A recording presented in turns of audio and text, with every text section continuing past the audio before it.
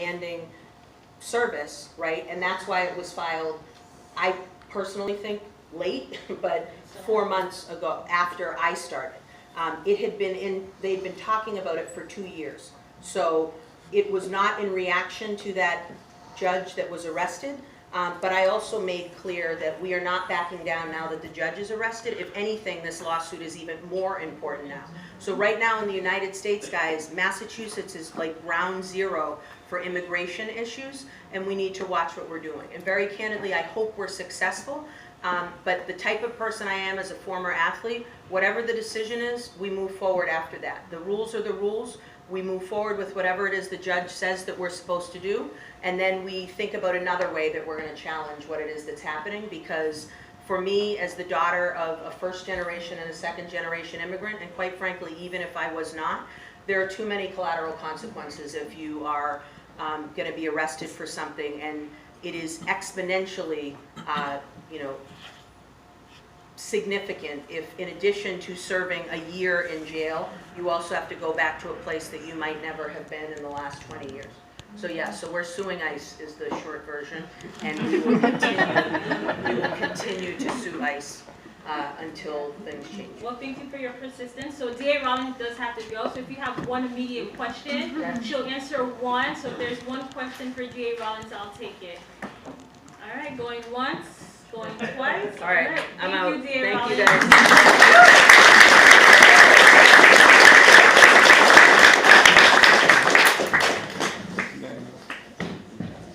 All right, so we're going to continue with our panelists. And once again, for those of you who probably just walked in, I am Diana St. Till.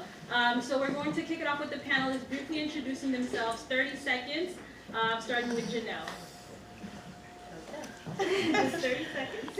My name is Janelle Ridley. I work for Boston Public Schools. I am the district coordinator for System Involved Youth. I work with those who are either in the diversion program or in DYF. Good evening. I'm Mark Culleton. I'm the founder and CEO of College Bound Dorchester and our quote-unquote solution, Boston on Corner. Good evening, my name is Leon Smith. I'm the Executive Director at Citizens for Juvenile Justice, a statewide nonprofit organization who advocates for a fair and effective juvenile justice system. I thank you for inviting me here because prior to my current role, I spent 18 years as an attorney working in the juvenile courts, district courts, as well as a special education attorney, both in Massachusetts and Connecticut. So I've literally built my career in this space, and I'm happy that you all are holding this event. Hi everybody, my name is Roberson Pierre. I'm the youth and young adults pastor at Jubilee Christian Church. So we oversee about a couple hundred youth from Boston in our Mattapan location and Stoughton in that location as well. And so we approach youth and young adults in a holistic perspective as it relates to their faith and as it relates to their future. I'm Sarah Coughlin. I'm a clinical social worker and a licensed drug and alcohol counselor. And like most social workers, I have multiple jobs. I work for MGH, overseeing a community coalition. I work as an advocate through the Public Defender's Office, doing aid in sentencing and work with juveniles and adults. I have a private practice where I see a lot of people, juveniles, and a lot of people struggling with addiction. And I, in June, will be taking over the reins for the Massachusetts National Association for Social Workers as the board president for the chapter. I'm Marvin Loazo. I am the Dean of Recruitment at Benjamin Franklin Institute of Technology, right down the street here in Boston, South End. We offer some quarry-friendly programs at Benjamin Franklin Institute of Technology, and so we are very passionate about serving this population. My name is Justin Kennedy. I'm a graduate of Northern Wellness Program. I got involved when I was committed to DYS. My caseworker brought me over here. I've been working with the program for about 6 years now. All right, thank you. So we're going to kick it off with you, Janelle. I mean, you have been pioneering new ground for academic and social integration for youth who have been exposed to systems including, but not limited to, DYS and DCF. So the Department of Youth Services and Department of Children and Families. I was fortunate enough to work with you last summer to launch Transition Hope at DYS, and know firsthand that you are working tirelessly to not merely dismantle the school-to-prison pipeline, but reverse the narrative from prison to school. Given that approximately 2/3 of the system involved youth don't return back to school, what drives you to confront, challenge, change this part of the pipeline that many people and organizations find challenging? I think for me, I see education as the gateway tool for all these young people to have change and build pathways and purpose within their lives.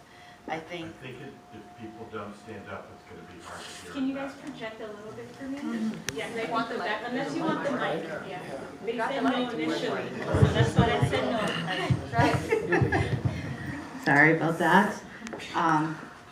Do I need to start over again? I see a hand waving. Are you asking me to stand up? Yes, please. Oh, yeah. On the chair.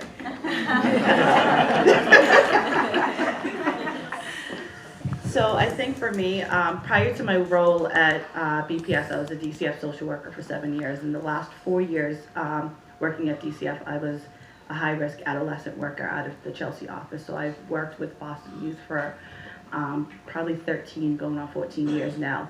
And the one thing that I've seen is that they are really fearless in the sense that if they have no grounding and a purpose for themselves, they are willing to engage in sort of any behavior that they feel as if there's some sort of sense of belonging. And so with the work I do at BPS and the work I've been doing with young people that are system involved is really having the understanding that education is their tool and their pathway to a different trajectory.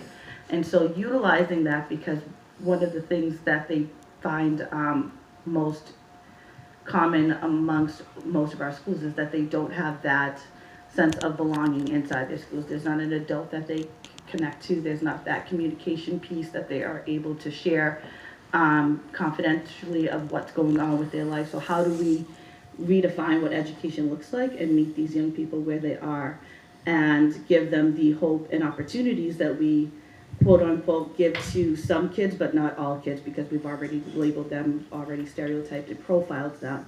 So education to me is the biggest platform that I see is missing in these young people's lives, because no one is giving them that sense of purpose. And so how do they redefine their narrative by using education to get where they need? And so in the work that I've been doing with a lot of the system involved youth is what I called backwards building, and bringing them to the end to see where they're potentially able to be and how do we get them there from where they are currently. So a lot of the work I do is with a lot of the colleges, and not just, giving them limited options, but working with Harvard, working with MIT, working with Lesley, working with Brandeis. How do we show them that they are just as fortunate, they have just as much skills, that they are just as capable of being in those college classrooms as everyone else? Letting them figure out what their purpose is, exposing them to what they don't know. They don't know what options are out there for them if they've never been exposed, they've never had the conversation of where they could actually take some of the skills, really honing in their skills to use it for good, because these are a brilliant population of young people, and I want them to know that. And so really finding the educators who are going to be patient and take the time with them to help them develop those skills. And then again, from there, backwards plan as to, okay, so you see where you can come, how do we get you here? And so a lot of the work I did with Transition Hope is really, again, working with those partners to instill a sense of purpose within them, for them to actually return into some of the Boston Public Schools mission focused and driven to get to the end goal. So therefore, just acquiring a GED or a high school diploma isn't the end road for them, because that's what so many of our education staff, unfortunately, feel as if that's the highest point that they're going to get to, and that's what unfortunately creates the pipeline into the sheriff's department, right? Because after they receive their GED, after they receive their high school diploma or their high set while they're into UIS, then what? What's next? There is no next road or next step. And I'm not saying that, union jobs or vocational training is the only thing for them, but that's what usually the push is for a lot of young people that are system involved. If that's their choice, then that's their choice, but that shouldn't be the only option that's presented to them. So So you kind of addressed some of my other questions that I was going to ask you, but what is your theory of change model? And can you expound upon Ridley's reversal, if you want to? Really? Yes, please. See, this is the And problem Ridley with is her her. last name, by This the is the way. problem with her being my intern, so she knows things that she's probably not supposed to be sharing. But, you know, it's Ridley's reversal is really that sort of backwards planning with them, really actually exposing them to the end of the rainbow, as I like to call it. This is where you can be. Now, how do we work backwards to get you there? Like their peers who are in suburban schools and most of their white counterparts, they have parents, they have folks at home, they have those adults in their life that they know from early on that, okay, I'm going to college, my parents went to this college, this is the tradition, this is the way. With our young people that are system involved, and usually multi-system involved because they've had DCF involvement at some point in their life, there is no one telling them what's at the end. There is no one telling them this is where you can go. And so with Ridley's reversal, it's really just taking a look at their adaptability, intelligence, and really honing in on that to backwards plan with them. So, All right, thank you. So you can pass the mic on to Mark. thank you. Mark, are you going to stand or? Sure, I Good can there? stand. On the All chair. right. Yeah, I will. Wherever you feel comfortable. All right, so Mark, it's rare to come across organizations that are rolling up their sleeves to work with the youth and young adults that are too far gone and genuinely make an impact. The majority of organizations have a model that can only support low to moderate risk. What is the motivation to launch College Bound? Sure. So the motivation was not at all about, was about how can education transform communities. And this point of view that we've failed to transform communities in any meaningful way through education. Tons of great sort of improvement in individual lives and in families' lives, but the communities where we're struggling as a nation remain the same. And so our motivation to engage with and we try to engage with the most active, influential gang leaders in the city. That's our goal. And that motivation is not because we want to serve them, not because we want to save anybody's lives, not because we love them, which we do, but rather because we believe in their power to transform communities and that they are the only ones that can do it. And so our motivation is not about the young people that we love, but about what they can do to their communities. And so once we had that insight that it was this really small group of individuals, which is only 800,000 gang members in America, 3,500 in Boston, a minuscule number whose names we all know, where they live we all know, what conflicts that they have we know. Then the question was only how do you effectively engage them? And we believe in the power of high expectations, as you were talking about. College should be expected of everyone. We are all us. We believe in the power of connected mentors. And there's this workforce of formerly gang-involved individuals out there that are desperate to give back and unhireable and just waiting to be ignited in our communities here in Boston, Chicago, LA, New York, everywhere. If you get through gang life, many folks here know more than me, you either want nothing to do with it or you're desperate to make up for that pain and that chaos that you created. So we believe in the power of that workforce, we believe in the power of high expectations, and then we believe in the power of opportunity. And so the need to pay active gang members to give them the opportunity to make different choices. And so we asked the question of how much would it take to pay an active gang member to get them to do something positive, right? That's a great question, right? Like probably most people would say a huge number. Right now sorry if I'm going on too long. Right now as a Commonwealth, we pay $2,000 a week for an active gang member to incarcerate them, adjudicate them, whatever. We currently pay active gang members $400 a week. And that's enough. That's 20 grand a year. That's enough for them to make the choices that they want to make, do the things that they want to do, and not leave, but lead their peers to different choices. And that alone, in this incredibly small group, we feel can transform our communities in a way that we failed to do in the last 50 years. All right, so I've been hearing a lot of buzz about core influencers and the new initiative, Boston Uncornered. Yeah. Can you talk a little bit more about that, and have you been able to capture any data, and is the data promising? So Boston Uncornered is what I just explained. And we have no data and it doesn't work, but it seemed, no, that's just a joke. People were like, what? It costs a lot more than, no, it doesn't. So the amazing thing is we had high expectations. We had this idea of sort of connected mentors, and the national college going rate for gang involved individuals is less than 1%.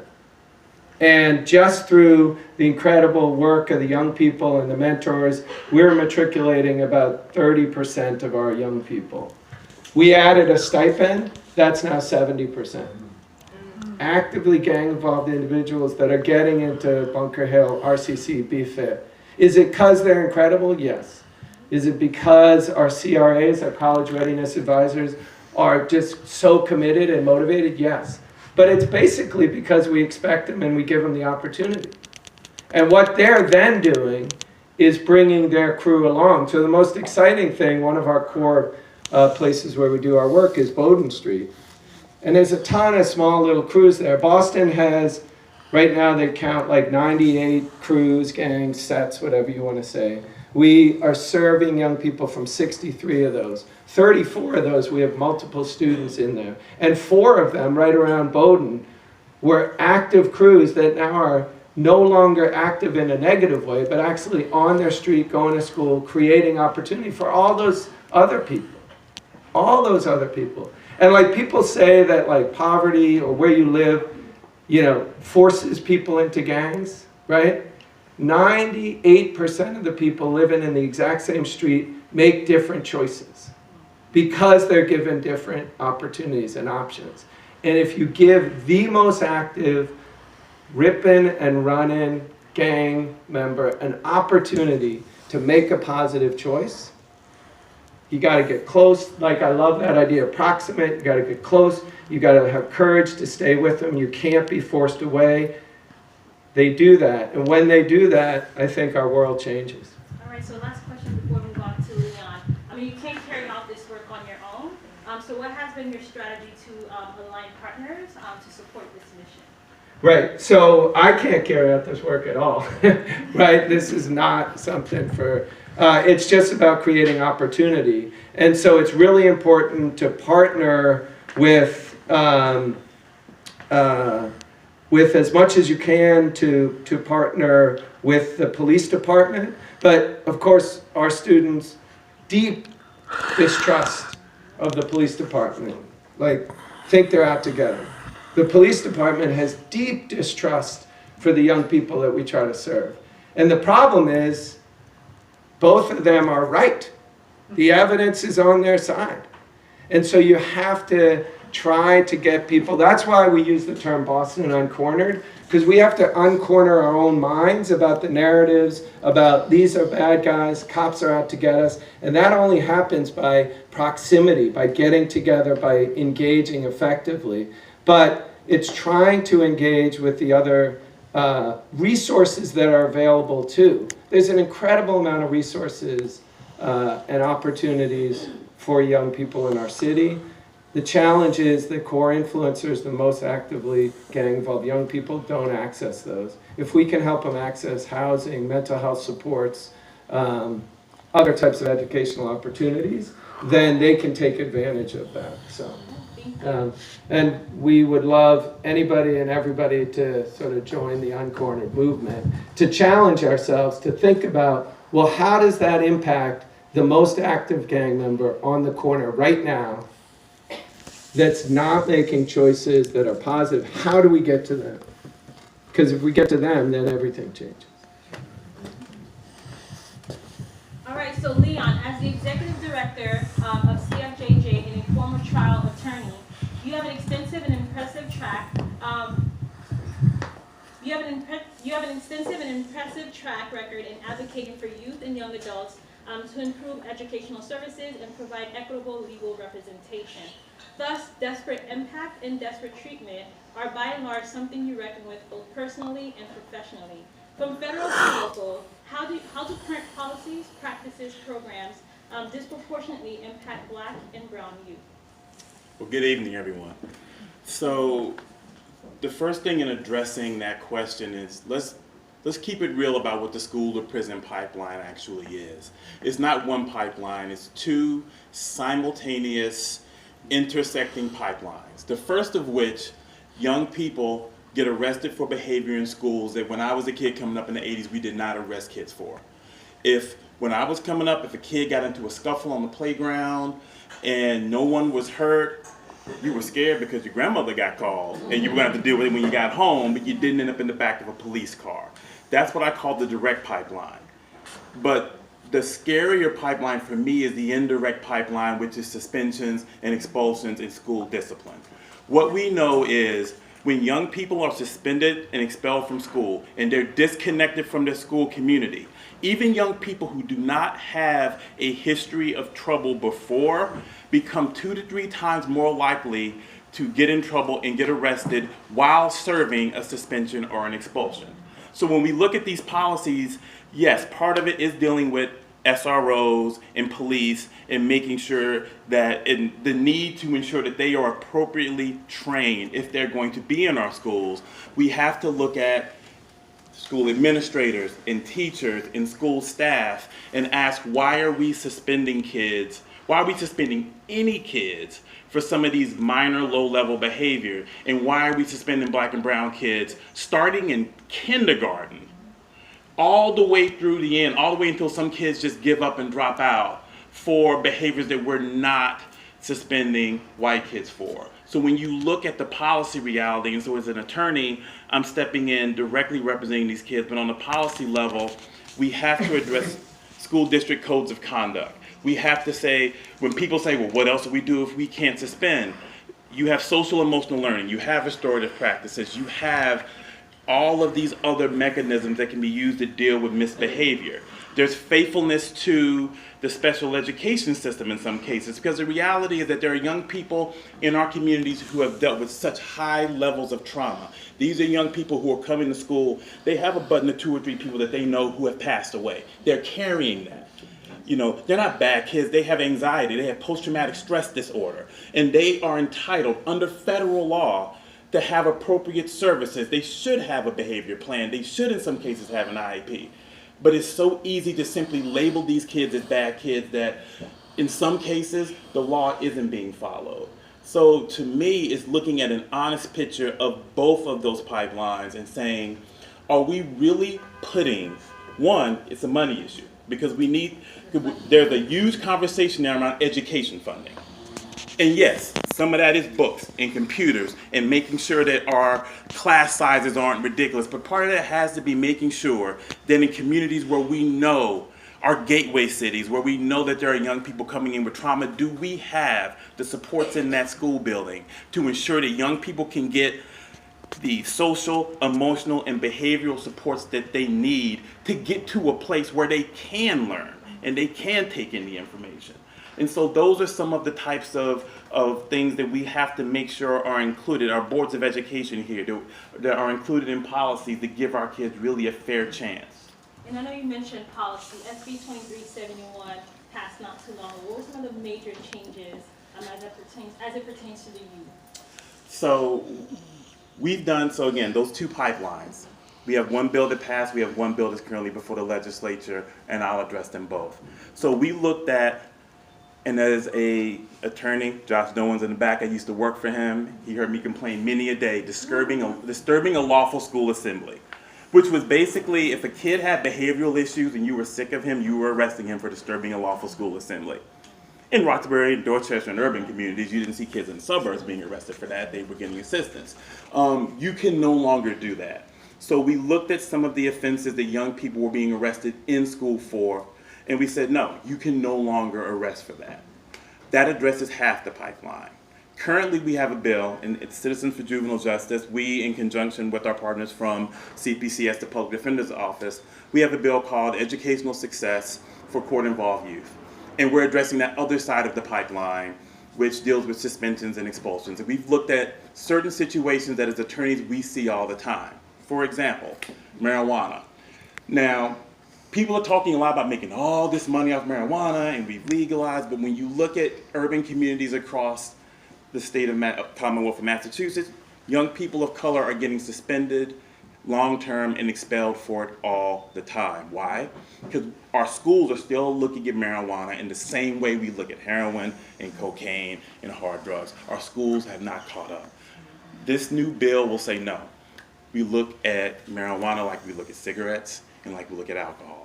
So you may get punished for it, but it should not be something that immediately goes to the level of a long-term suspension or expulsion.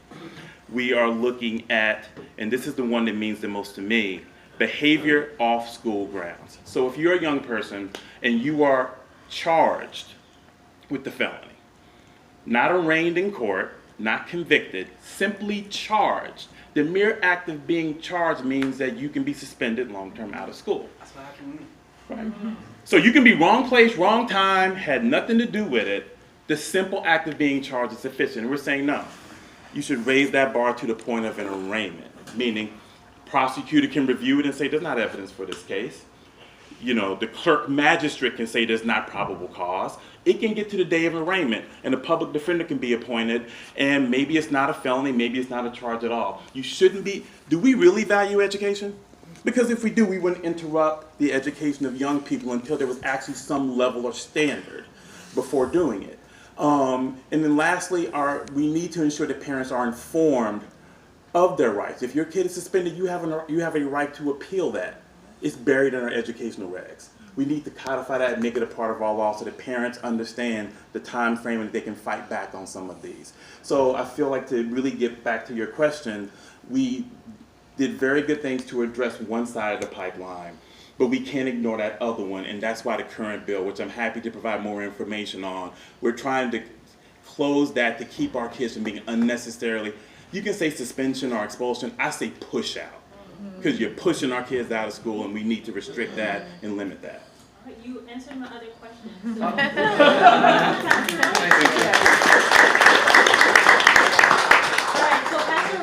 It is evident through your ministry at Jubilee that you have a heart for our youth and young adults. However, I have yet to see a ministry, not just at Jubilee, but in every church, that is intentional about working with system-involved youth. They have prison ministries, but those are mostly targeting adults. So based on the data, a significant proportion of system-involved youth in Boston reside in Mattapan, Dorchester, and Roxbury. Given that Jubilee is located in Mattapan, what role have you played, or the church, to ensure that Jubilee is a sanctuary of both for our youth? Well, first off, I'll say I am not as dynamic as these three. I was sitting back there like, oh man, what am I going to say when I get here? We'll find that out, I believe. But here's in layman's terms what we do. And what I do under our senior pastors, Pastor Matt and Mona Thompson. We create a safe space that looks at holistic healing.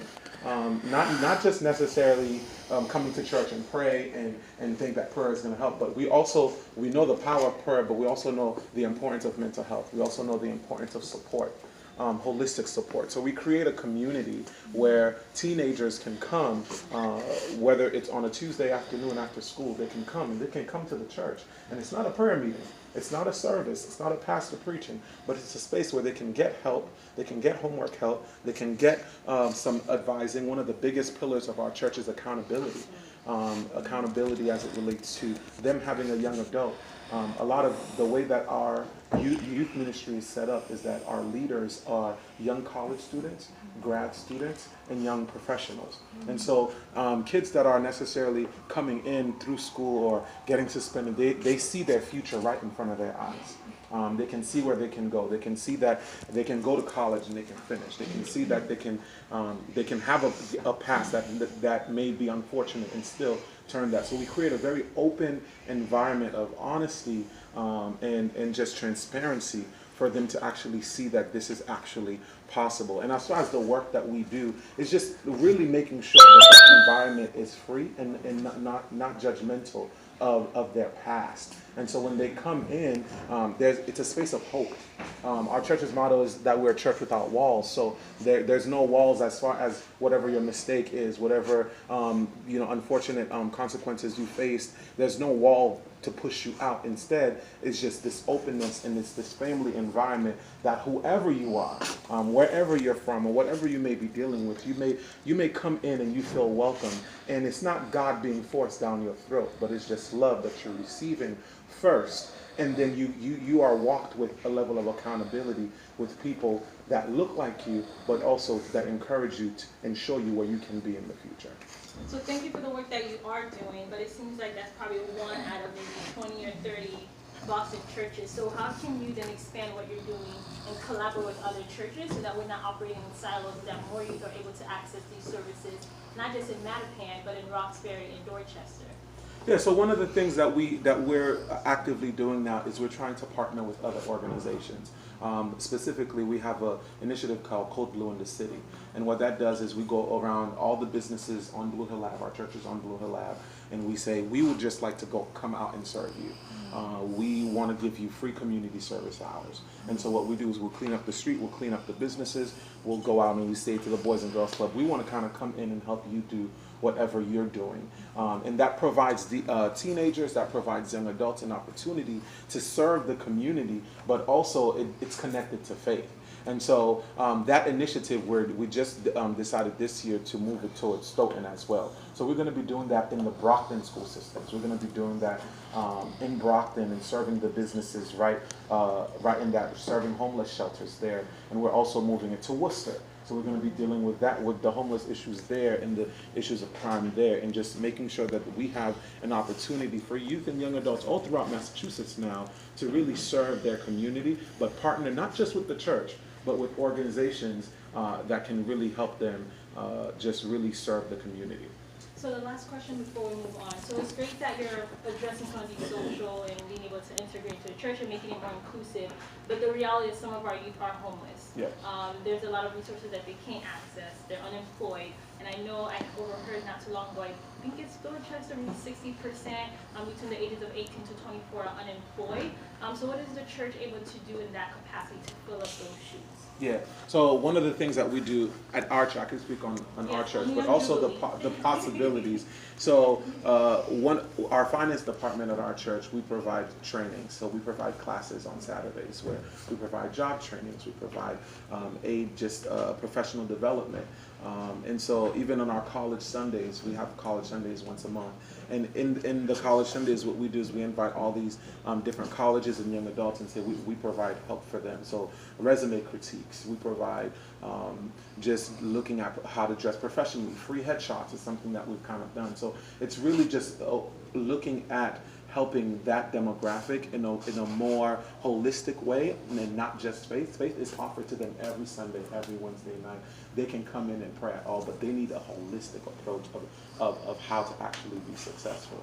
And so when it comes to that community, we do our best to make sure that we provide what they may not be able to get anywhere else, or what they may not necessarily know about.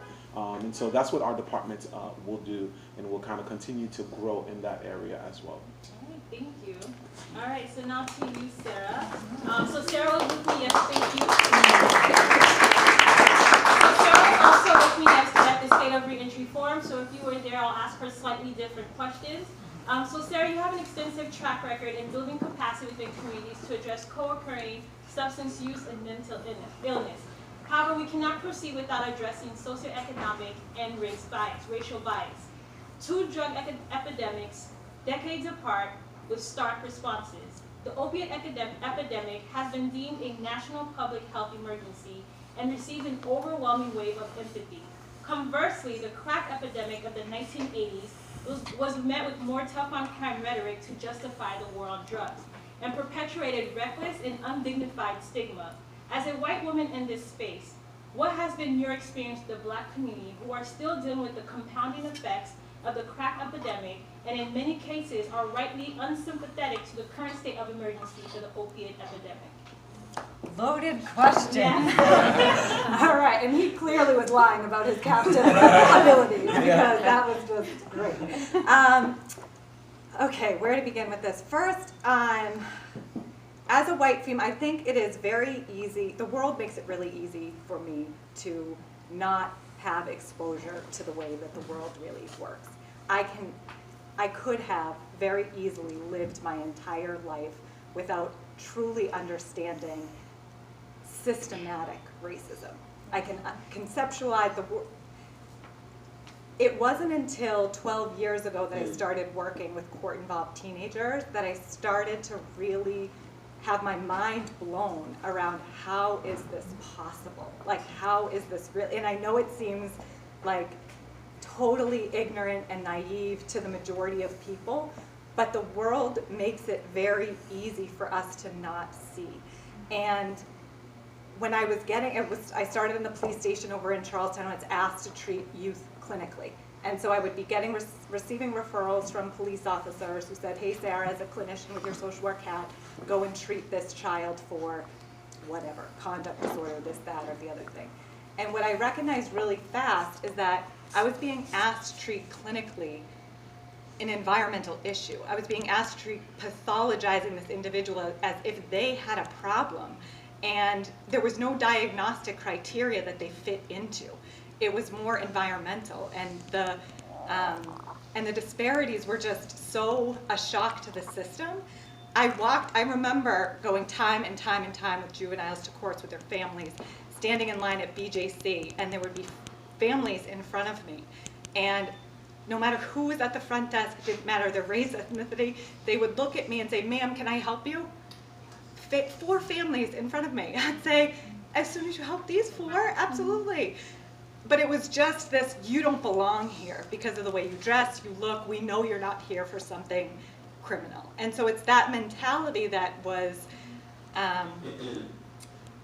it just took a while to really understand the systemic issues in that. And so we look at how that affects drug policies and how we have incorporated treatment within that. And we like to think, and I think addiction as a disease is this hot topic and this opioid epidemic as if this is new. Addiction's not new. Communities have been devastated by the impacts of addiction for decades and decades and decades.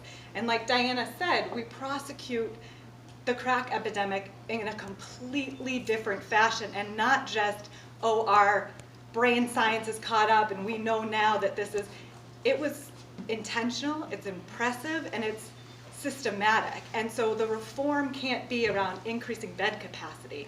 It really needs to be looking at the reality of what has occurred, how we got here, and why we're dealing with this issue in a very different way. And like Leon was saying about marijuana versus opiates, we're dealing with opiates now in a non-punitive way, more so than we've ever seen. Yet in Boston Public Schools, there's no school-wide tier 1 level of suspension universal policy that's effective for youth. And so we're still seeing youth getting suspended for marijuana use at rates that people that look like me that are using opioids are getting a very different response from the system.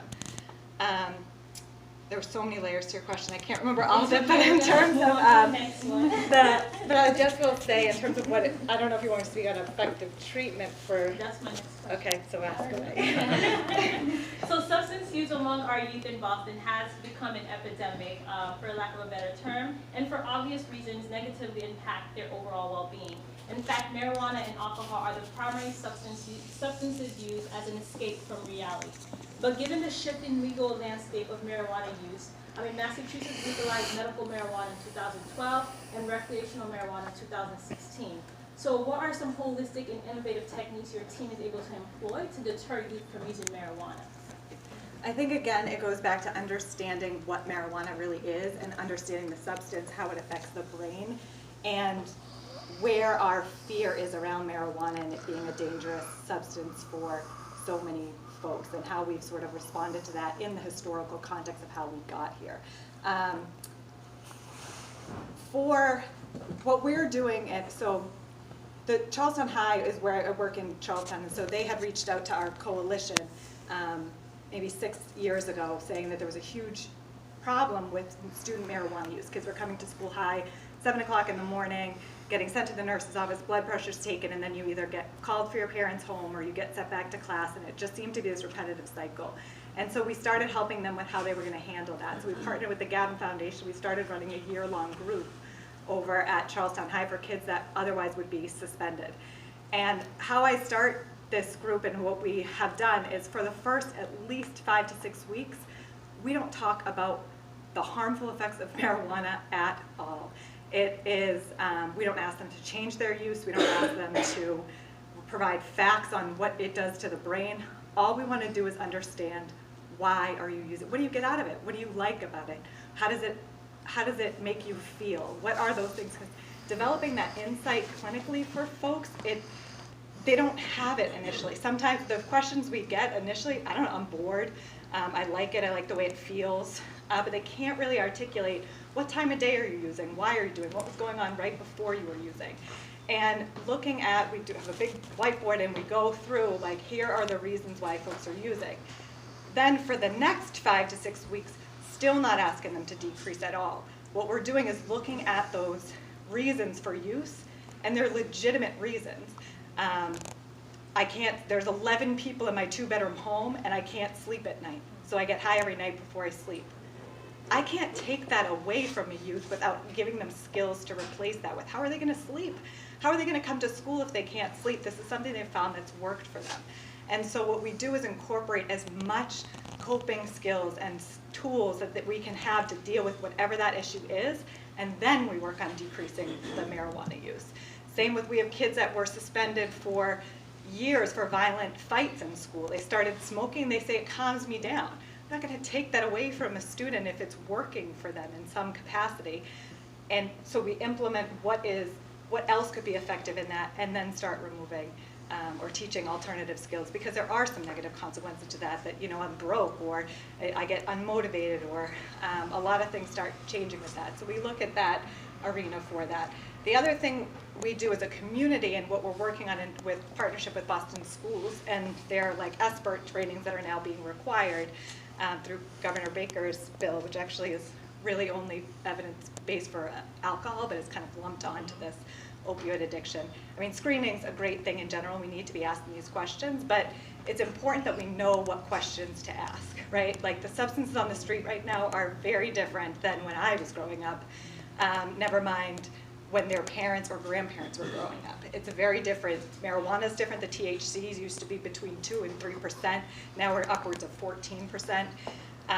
There's so much synthetic drugs on the street. Kids are thinking they're taking Molly or pure ecstasy, where it's really synthetic drugs. But if you don't ask the right questions, you're not gonna get the right answer. So when you ask questions for kids like, do you take prescription drugs that are not prescribed to you? No.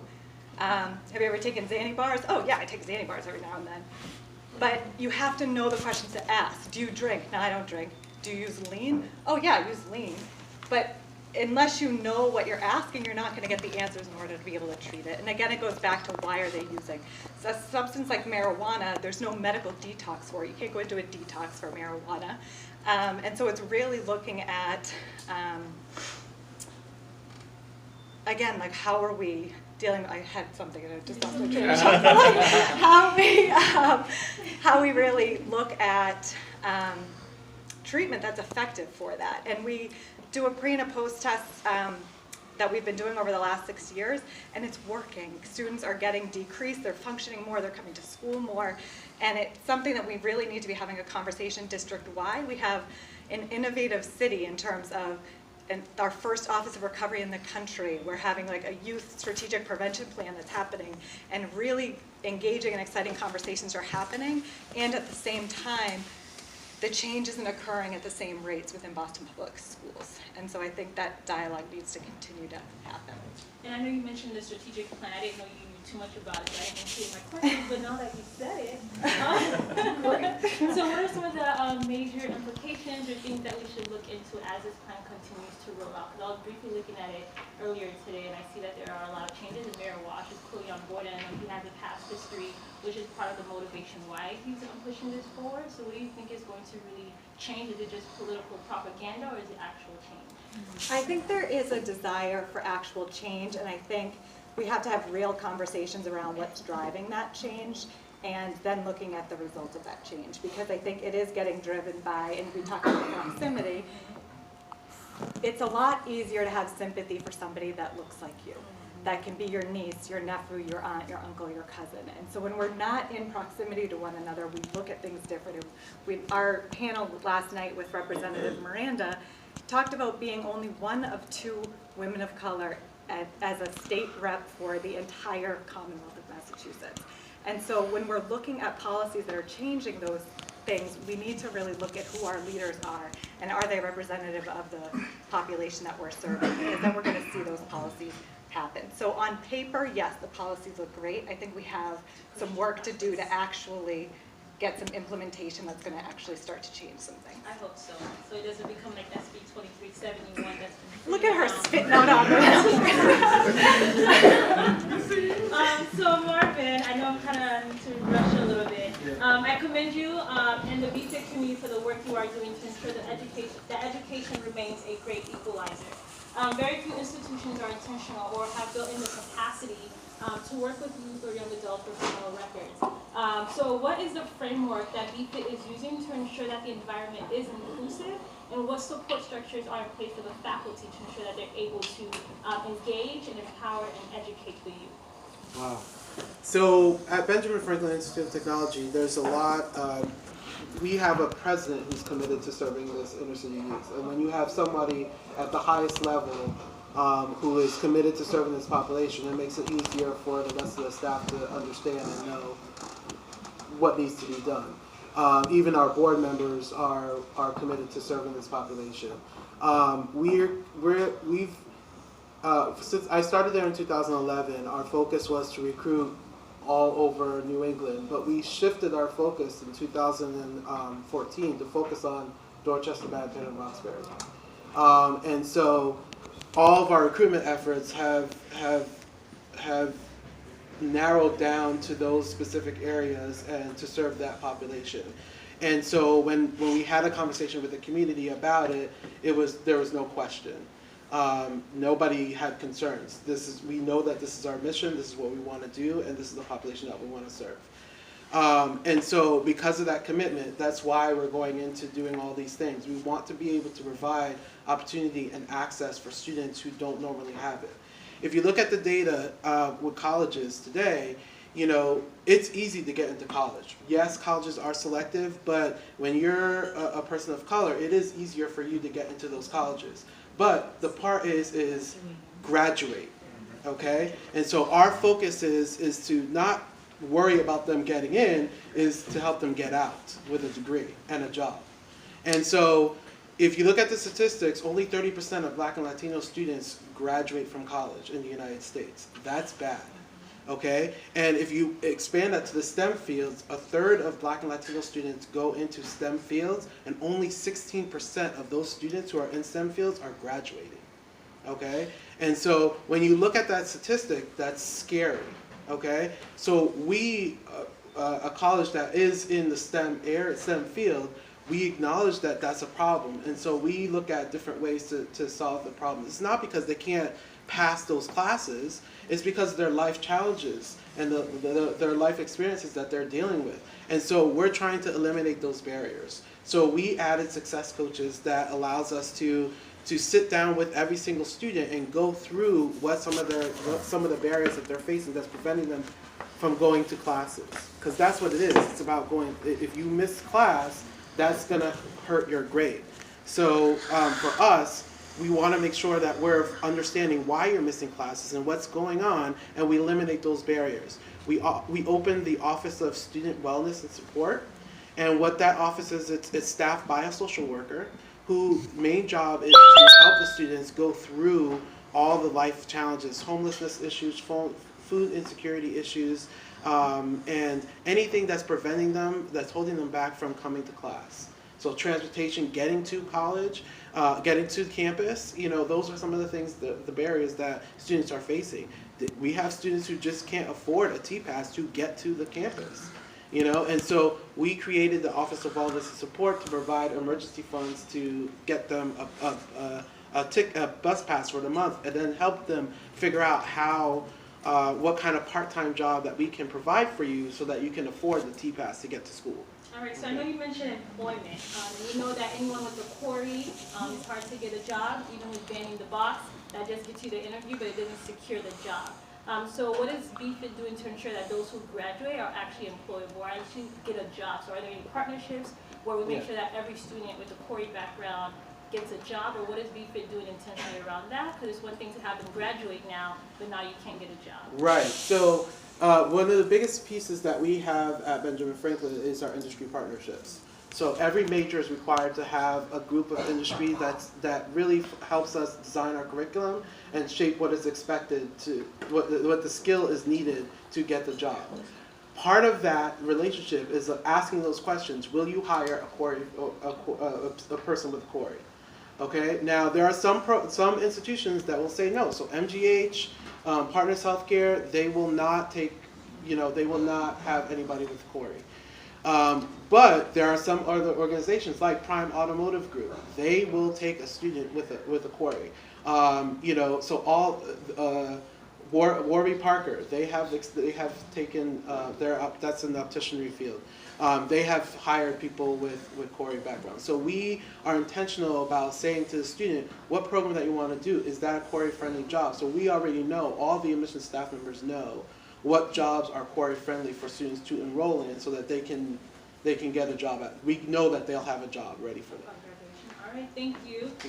So now our last guest, Justin. Thank you for joining us this evening. So without discussing your previous cases and what they may have been, what role did family, school, and community play in the decisions that you made to get involved with the justice system? So what role did the school play? Was it you getting suspended in terms of family? Were they not as supportive in terms of community? Was it because the community you live in don't have a park and it's not clean? So it added to some of the environmental challenges and adverse childhood experiences, if that question is clear. Yeah, definitely. Thank you. You want the mic?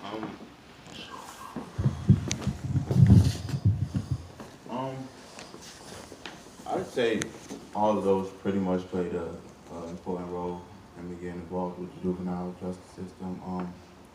My family, I grew up in an urban environment. My mother didn't have much coming up. She was a single mother, so she could do but so much, seeing other people with the nicer things. I wanted nicer clothes, I wanted nicer shoes, wants and needs. She was able to do what I needed and what I wanted. I had to pretty much do for myself. So that's that pretty much with the family. My community, me growing up in an urban environment, I would say that pretty much impacted a lot of the choices I made, being around. Not a lot of negativity, but, a lot of stuff is in my face. It's easily seen, so skipping school, it wasn't like, oh, it's that big of a deal. Like, it's just leaving school. I'd rather be running around the neighborhood with my friends, What were the school players? Sorry. You go ahead. Keep going. Yeah, so pretty much like running around the neighborhood, not going to school. Once I'm not in school, I ended up getting in trouble in the neighborhood because having all this idle time, doing nothing but getting in trouble then.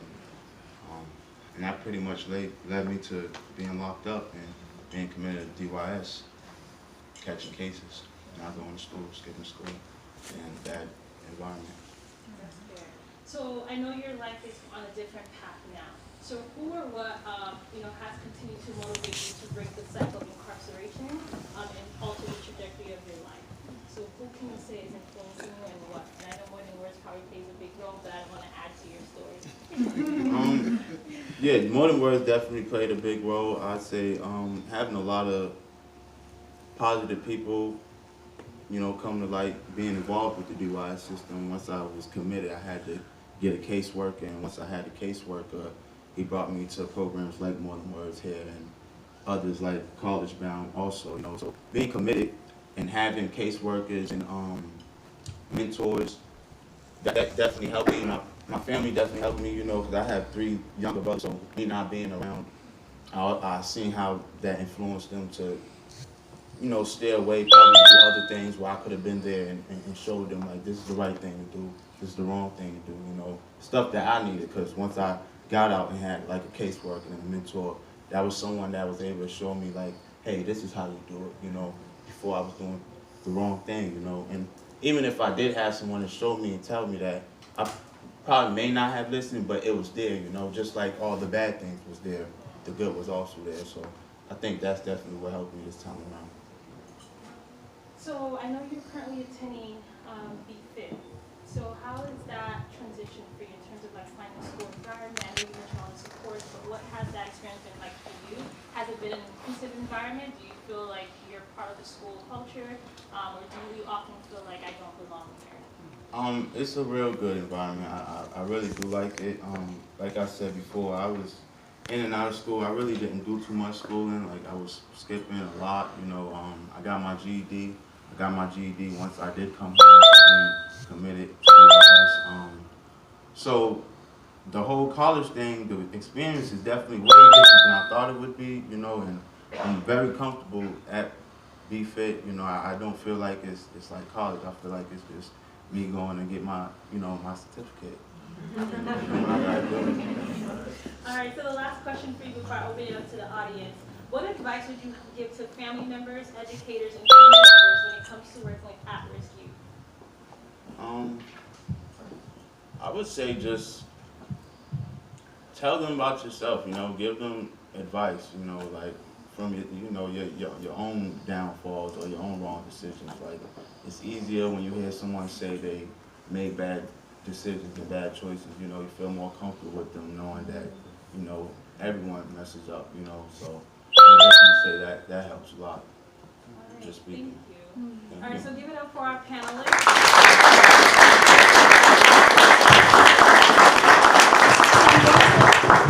I'm going to open it up for questions, and I believe Janelle has a question, and I'll ask you guys to answer. Go ahead, Janelle. I think the question is for them. Yes, so one of the things that I heard you say, and I hear from a lot of young people, is that they weren't in school a lot.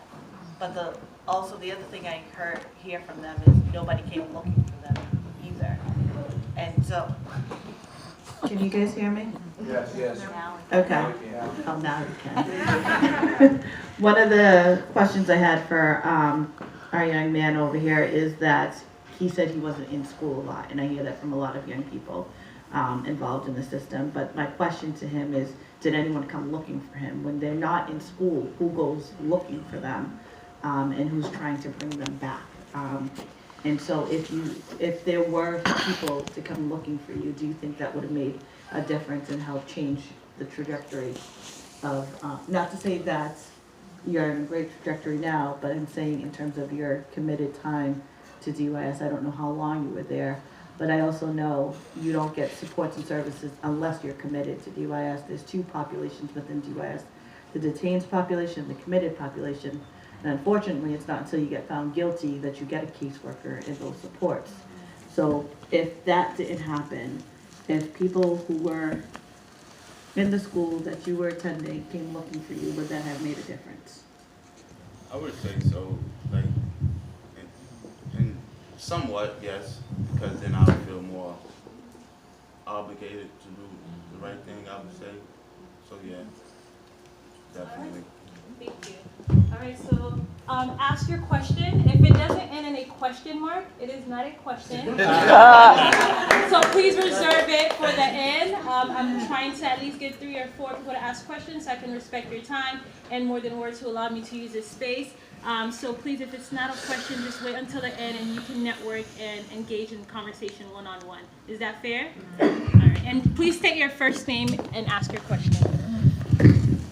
Okay, Sharifa Gard, first name Sharifa. And first of all, Janelle, I think it was really great that you always did this, youth or children. And when I was hearing everyone speak, I heard this population. So then you're removing yourself. The kids, our children, they're our future, so we have to refer to them as our children. So I just wanted to say that.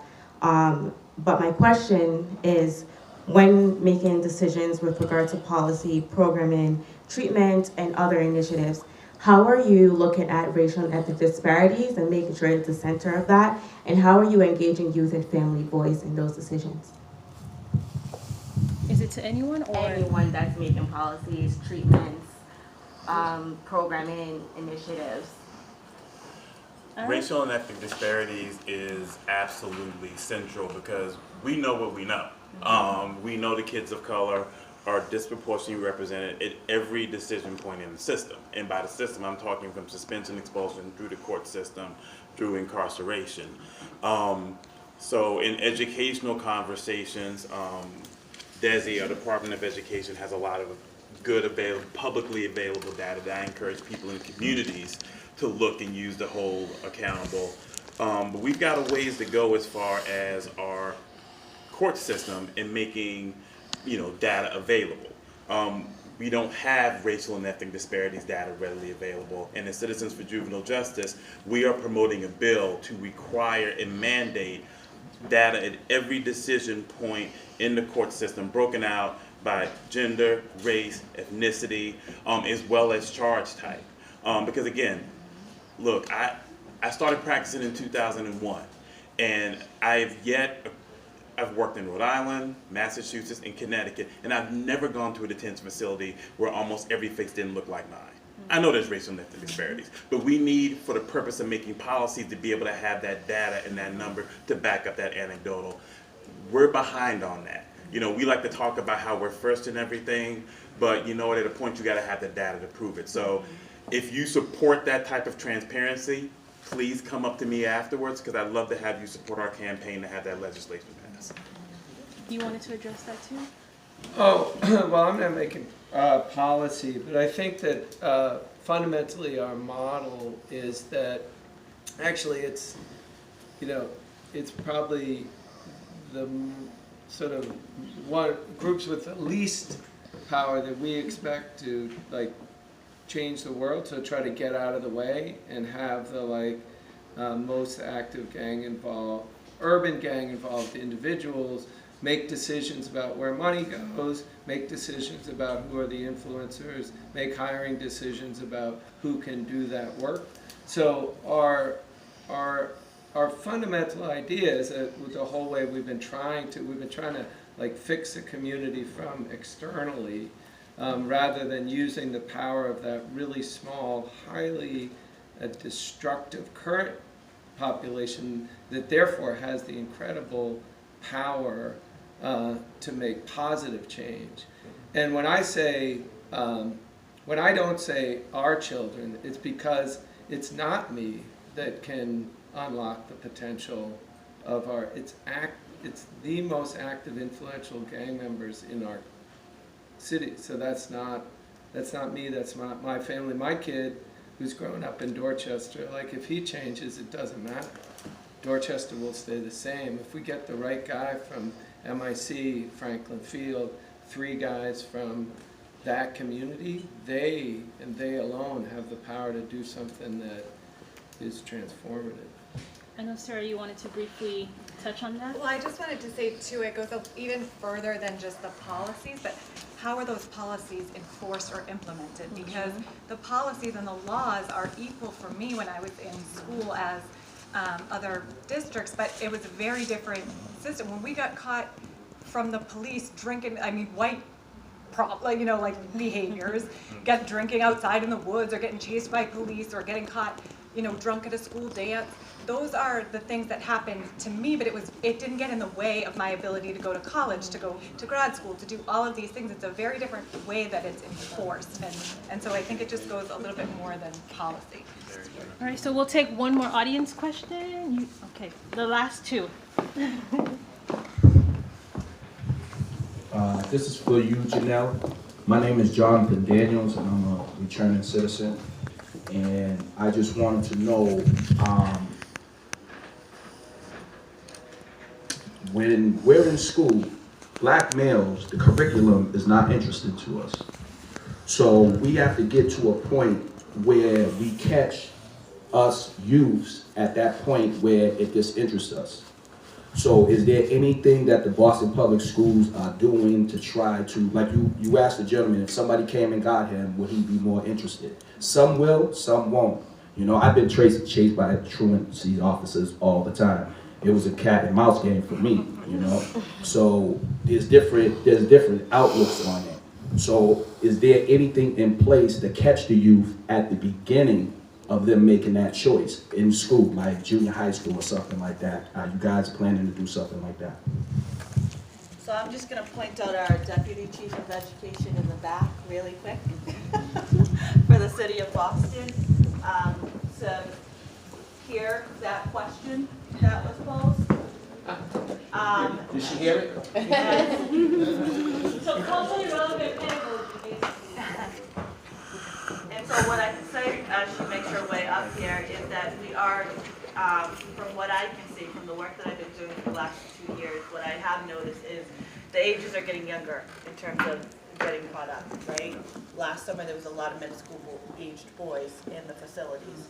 And so one of the things that I have been very attentive to is if there is nothing that's keeping them there, if there is no purpose for them to be there, if there's no focus, then you're right, they're not going to be there. That's why school, they're skipping. That's why they're in and out. That's why even if someone did come catch them and bring them back, if they can't see a purpose or a why and why they're going, they're not going to stay. They're going to go there to socialize, which therefore leads to the disruption, which therefore leads to all of the suspensions and expulsions and behavior issues, right? So I do know for right now we are working with, I don't know if you know who he is, but his name is Don Core, and he does a lot of the 10 Boys initiatives.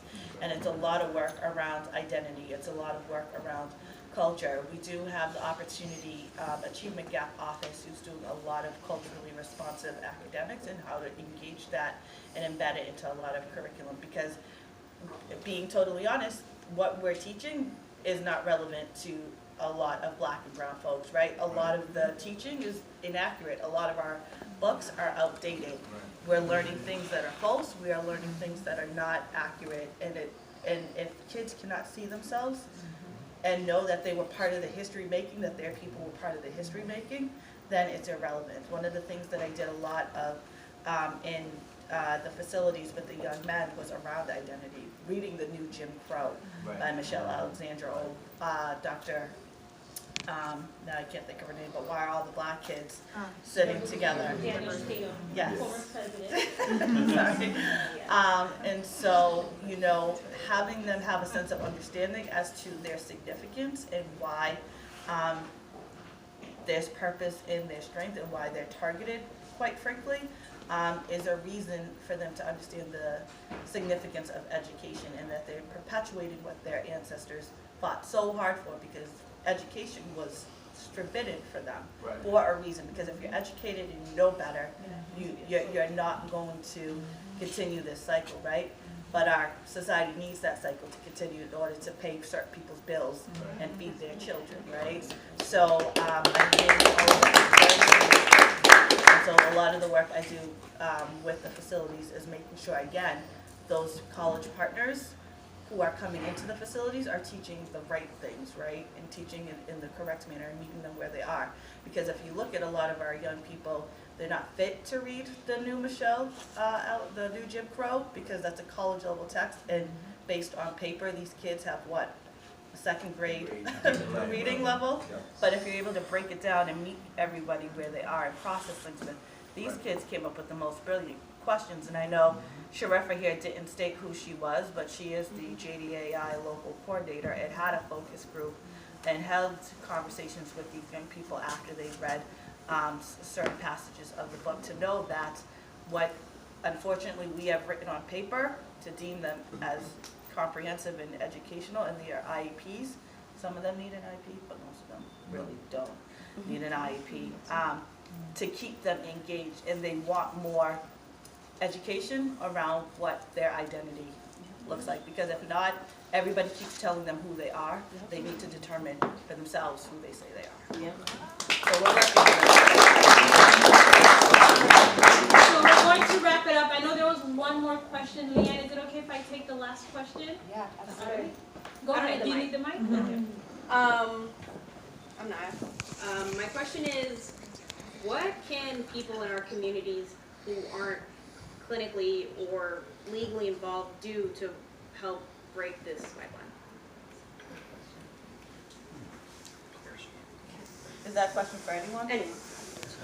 I just think you need to be an advocate. I think if you're not involved in the system, you still need to advocate for your peers that are, and just be that voice, because the one thing that is not happening a lot of is there's no rallying of peers for one another, and there's not enough of, just quite honestly speaking, Black and brown people championing one another, especially the young adults, and you guys need that.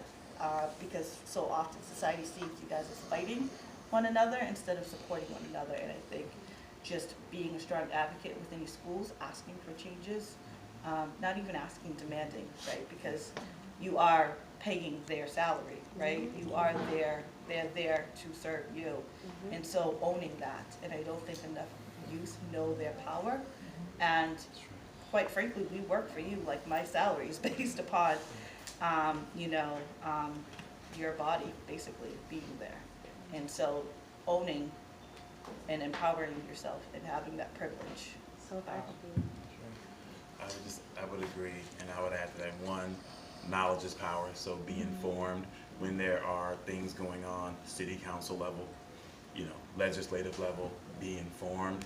And two, we may be up here in the front, but every young person in this room is an expert, because no one knows what's going on in your school and what's going on in your community, and how these laws are enforced or not enforced impact you better than yourself. So at the end of the day, as young people who are in these systems, your voice is the most valuable. So embrace that, and please, whenever you can, bring it forward.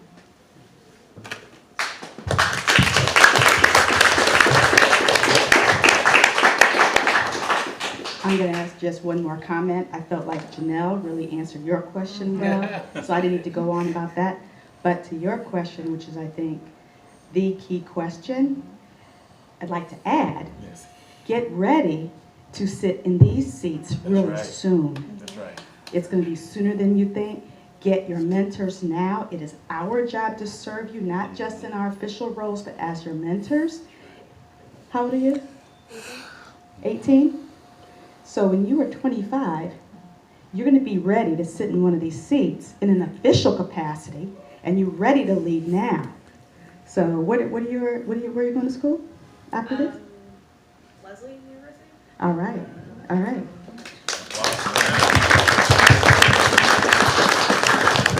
when you're there, you figure out whether you want to get a graduate degree, whether you want to get a law degree like this gentleman, whether you want to go get your doctorate, or whether you want to start fighting right now on the street for the same causes that we're all here for, and many of those in the audience. Thank you.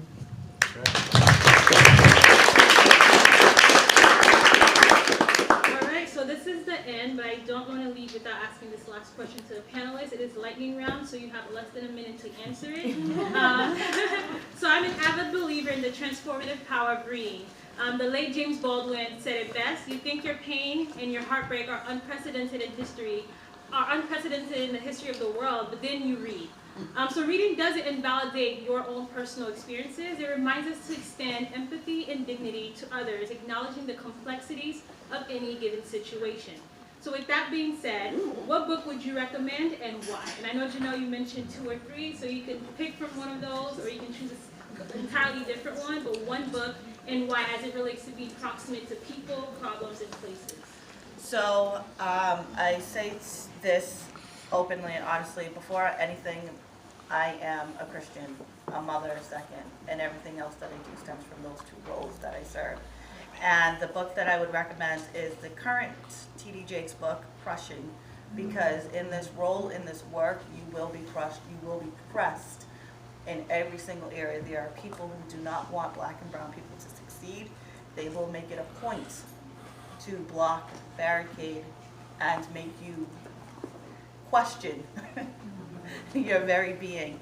And if you're not ready for those challenges to keep moving and keep pressing towards the work that needs to be done, our world will not change. This incarceration, this system will continue. That's it. Sorry. If you want a short book, it's Between the World and Me. A slightly longer book, Underground Railroad. If you want really long books, Sapiens, Homo Deus, and 21 Lessons for the 21st Century. Those are really long. So one, you mentioned earlier, Push Out by Dr. Monique Morris, because young men may make up the majority in the system, but that does not change the fact that women in general are under siege in this country right now, but our young black girls, what is happening to them in the education system, it's horrible, and we need to pay more attention. We need to do better by our young women. And my personal favorite is a book called The Prophet by Khalil Gibran. If you're a young person and you were just, I read it at 18, and even at 45 years old, it still provides me with wisdom as I go forward. All right, so long book is the Bible. But specifically, I would encourage everyone here, and even young people, even as we're talking about the next generation, to read Proverbs. I think a lot of the things that we're dealing with, wisdom is key, and just that undeniable truth, and that is appropriate for any type of decade and any type of situation and any type of issue. Second book I would recommend is Atmosphere Shift by my pastor, Matthew K. Thompson. I think one of the things that we are all here talking about is change. And I really believe that in that book he has cracked the code of how to shift atmospheres, whether it be in your home or a system or a program or a school. How do you crack that emotionally, spiritually, and programmatically as well? This is a tough one to narrow down, but I think I'm going to go with White Fragility. I think it should be required reading for every white person in the United States. It's Robin DiAngelo. And Chasing the Scream by Johann Hari. It's a real, honest depiction of the war on drugs, how we got here, and so much information around addiction. I've sent it to several clients that are doing life sentences right now, and it's really blown their minds around giving a whole perspective of how we got here. My choice is Black Masculinity in America. Can I Get a Witness? It's a great book about how black men are being treated and what's happening with black men in the United States. And I'm actually using that textbook to start a new course in Black Masculinity. The book I would recommend to you all is Monster by Walter B. Myers. Facts. Pretty much shows how the environment you are brought up in can influence you to make choices you either don't want to make, and sometimes influence you to become someone you may not want to become. We can buy all these books downstairs, right? Right here, more than word. That was going to be his announcement. Think about books, guys. We have coupons for all you got before you leave, so you can shop in our bookstore. All right, so before we leave, one thing. So I'm going to give this book out. It was sponsored by Frugal Bookstores. They are down at 57 Warren Street. It is a black-owned bookstore, so please support them. They sponsored this book for me. So whoever can answer this quick question is very easy. What are the 3 communities that I mentioned a lot that are really impacted right now with at-risk youth? Whoever can answer, I'll give them the book. Mattapan, Dorchester, and Roxbury. You have to raise your hand. Oh! He did. Yeah. I didn't call you, but go ahead. Dorchester, Roxbury, and Mattapan. All right, the book is yours. All right, so before we leave, one announcement, and then that'll be it. Carla. Good evening, everyone. My name is Carla Acevedo. I'm the Director of Reentry and Workforce Development for the Suffolk County Sheriff's Department. And as part of this week, we want to invite all of you to the Sheriff's Department so that you can have a tour with us and you can see what our facilities look like. You'll get to hear from individuals who are currently in our care, and you'll get to hear about the different innovative approaches that our sheriff is taking to reduce recidivism and make sure that people don't come back. So if you're interested in a tour, I'm going to be in the back, and I'll have you sign up, and I'll let you know what next steps are. Thank you. Thank you, Carla.